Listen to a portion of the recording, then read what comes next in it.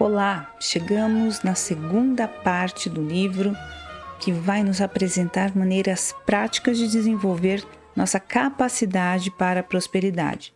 O capítulo 9, que tem um tema A Tirania da Jarra de Vidro, conta um pouco da experiência do Chris em aumentar a sua capacidade para a prosperidade que ele adquiriu no seu próprio negócio. No ano de 85, ele e a Kate abriram a sua primeira loja de autopeças numa cidadezinha bem pequenininha lá na Califórnia, chamada Riverview. Ela tinha 3.000 habitantes naquela ocasião. Nessa mesma cidade já havia outras 3 lojas de autopeças. Imagina só, a cidade já era pequena.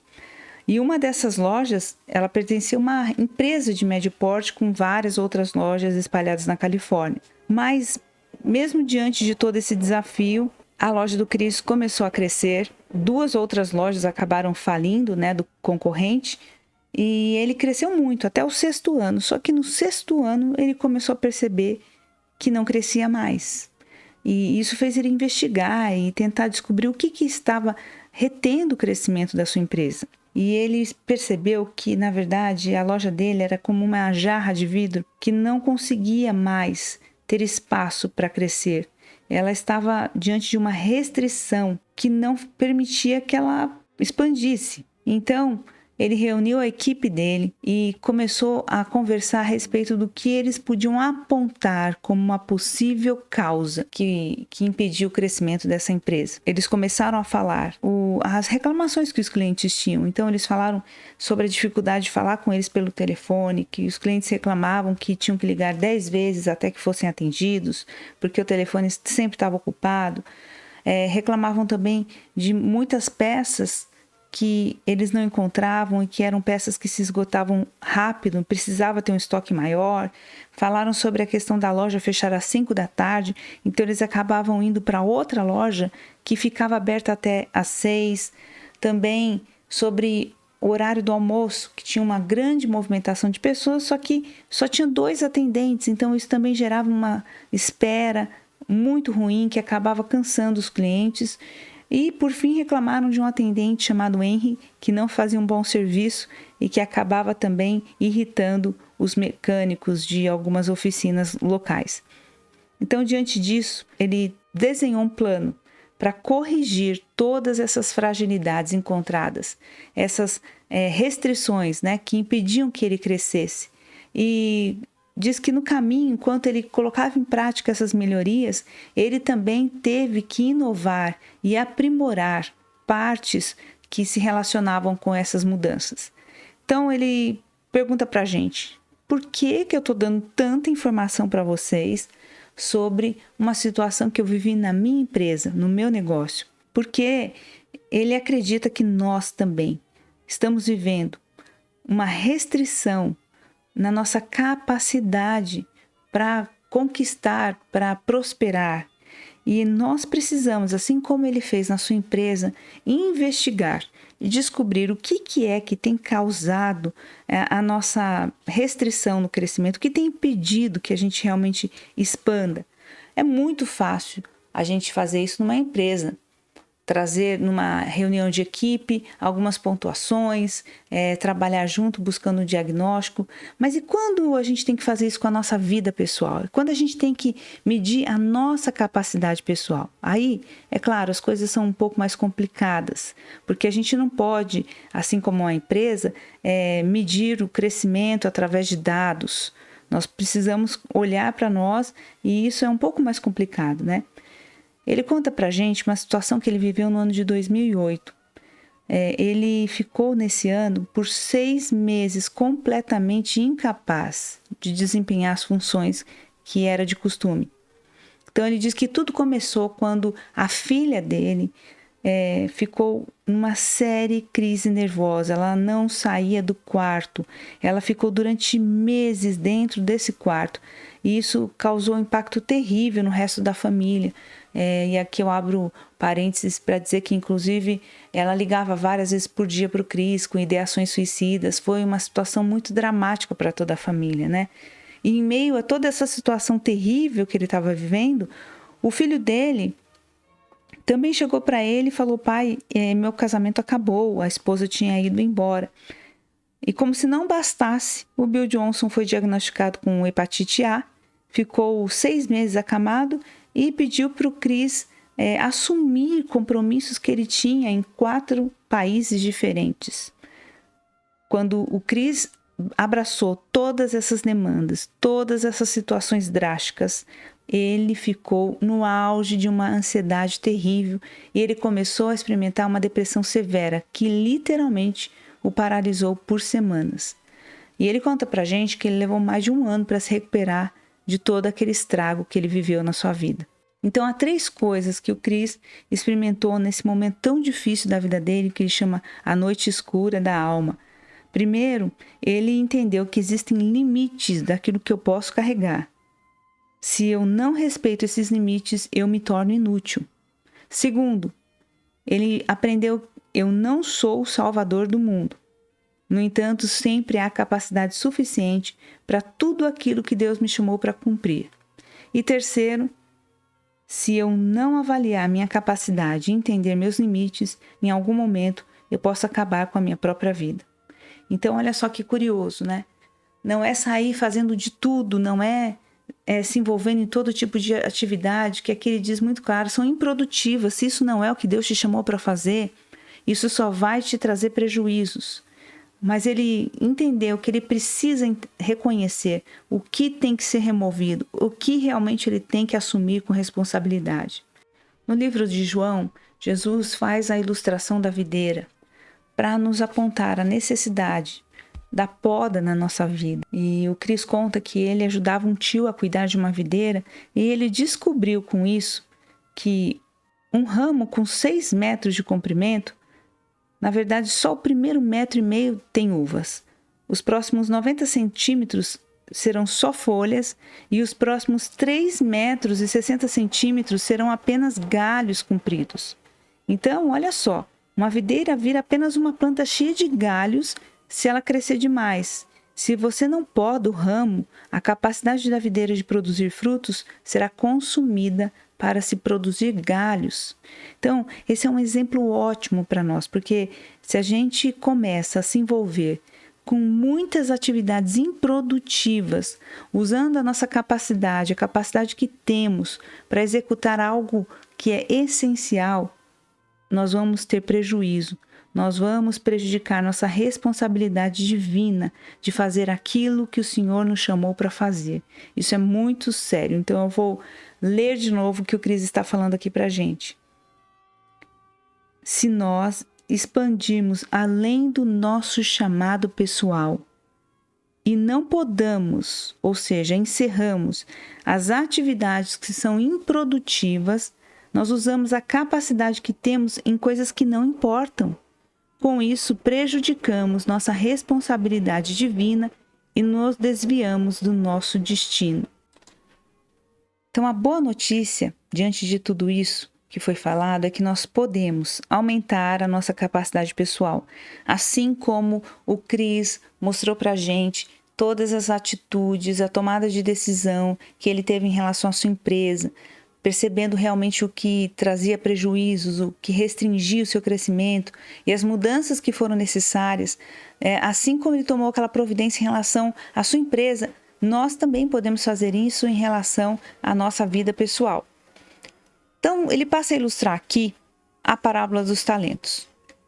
Nós sabemos que o Senhor chamou 3 dos seus empregados. Para o primeiro ele deu 5 talentos, para o segundo ele deu 2 e para o terceiro 1. E a Bíblia deixa bem claro que ele deu conforme a capacidade de cada um deles. Depois de um tempo, esse senhor chama os seus empregados para que lhe prestem contas daquilo que foi entregue. E o primeiro, que tinha recebido 5, entregou mais 5. O segundo, que tinha recebido 2, entregou mais 2. E o último, o que tinha tinha recebido só 1 talento, teve uma história, um desfecho muito diferente.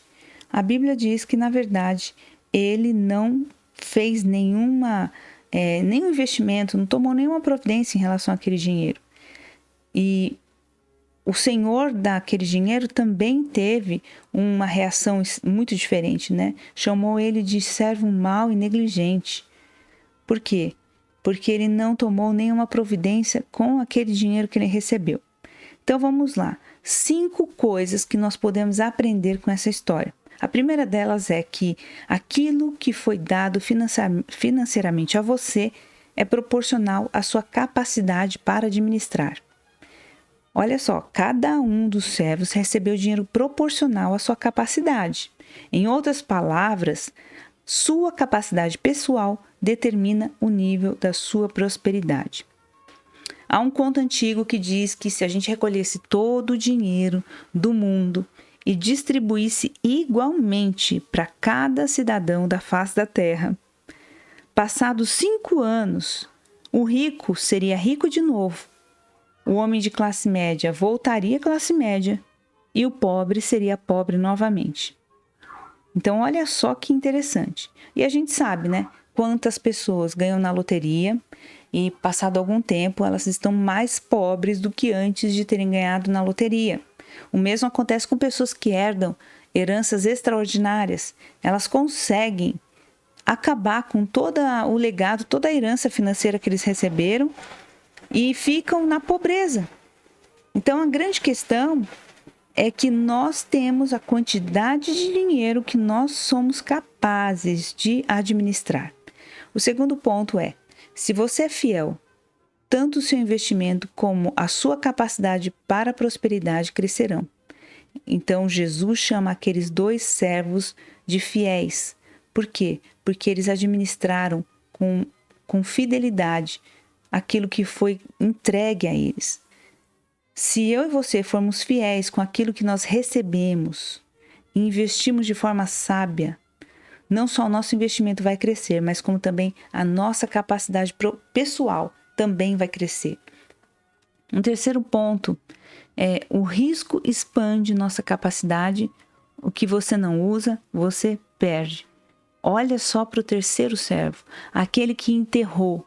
Então, esse servo que escondeu o dinheiro, ele tinha medo de falhar, ele tinha medo de arriscar. E ele não usou o dinheiro que foi entregue para ele. O que aconteceu? O que você não usa, você perde. Isso é uma chave. Se nós não arriscarmos, nós não cresceremos, nós iremos atrofiar em apatia ou nós iremos murchar em medo. E aquilo que nós não usamos será removido. O que você não usa, você perde. Deus transfere a riqueza da mão daqueles que se posicionam de maneira preguiçosa ou até mesmo medrosa para as mãos daqueles que são administradores fiéis e que têm a coragem de correr risco. Quarto ponto, no reino, a fidelidade é um sinal de uma alma próspera e é algo que atrai dinheiro. Então, no reino, na verdade, os prósperos ficam mais prósperos e os pobres mais pobres. Por quê? Porque nós alimentamos como se fosse um ecossistema da prosperidade. Quanto mais trabalhamos e administramos com sabedoria e ousamos correr riscos bem calculados, mais nós prosperamos. Então, é um ciclo que vai aumentando cada vez mais as nossas riquezas. Quinto ponto, pessoas que parecem ser vítimas ou parecem ter dedos de ouro estão, na verdade, vivendo as consequências financeiras de suas próprias atitudes. Então, se você está aí no extremo, falando que nada dá certo para você, que você é vítima de toda uma situação de um capitalismo injusto, cruel, ou se você é uma pessoa que está tocando nas coisas e tudo está correndo bem, o Cris diz que nessas 2 situações, você está vivendo as consequências de suas próprias atitudes. Então, nós podemos concluir esse primeiro capítulo da parte 2, o capítulo 9, que Deus deu a cada um de nós algo para que a gente administrasse, algo para que a gente investisse, deu para a gente um talento para desenvolver em nome do seu reino. Não importa se você tem muito ou pouco, o que você faz com o que lhe é dado é que importa. Como você está fazendo a gestão desse talento que foi entregue para você. Então, tire um tempo para você realmente discernir essa parede de vidro da jarra onde você está inserida, esse lugar de restrição que tem impedido o seu crescimento, e comece a pedir sabedoria e entendimento a Deus para que Ele possa iluminar essas limitações e você possa ter um plano estratégico, uma sabedoria do céu para romper com essas restrições. Amém? Então vamos orar? Senhor, nesse dia, Pai, nós aprendemos como nós precisamos realmente desenvolver uma capacidade para a prosperidade. E muitas vezes há fatores existentes na nossa vida pessoal que servem como uma jarra de vidro, que limitam o nosso crescimento. E eu oro nesse dia para que o Senhor esteja iluminando os olhos do nosso entendimento, para que a gente perceba o que tem nos restringido. Se nós temos sido fiéis como aqueles 2 primeiros servos da parábola que imediatamente foram lá e aplicaram os talentos que lhe foram entregues, ou se nós estamos fazendo como aquele último servo que recebeu um talento, que reage com medo, que não quer arriscar, que tem preguiça, que enxerga Deus de uma maneira errada, como um homem severo, queria desejar colher aonde não plantou. Também oro para que, se nós estamos desperdiçando a nossa energia em atividades inúteis, que o Senhor não pediu que a gente praticasse, se nós temos sido como aquela videira que não foi podada, que acaba direcionando toda a sua energia simplesmente para crescimento de galhos e folhas e não produz fruto, eu oro para que o Senhor lance luz, nos dê entendimento e sabedoria, para que a gente consiga fazer as correções, para que a gente consiga realmente fazer aquilo que o Cris fez na sua empresa, né? Fazer uma avaliação e tomar as devidas providências para que a gente volte a frutificar e cumprir o nosso destino sem nenhum prejuízo. É isso que eu oro e te peço em nome de Jesus. Amém.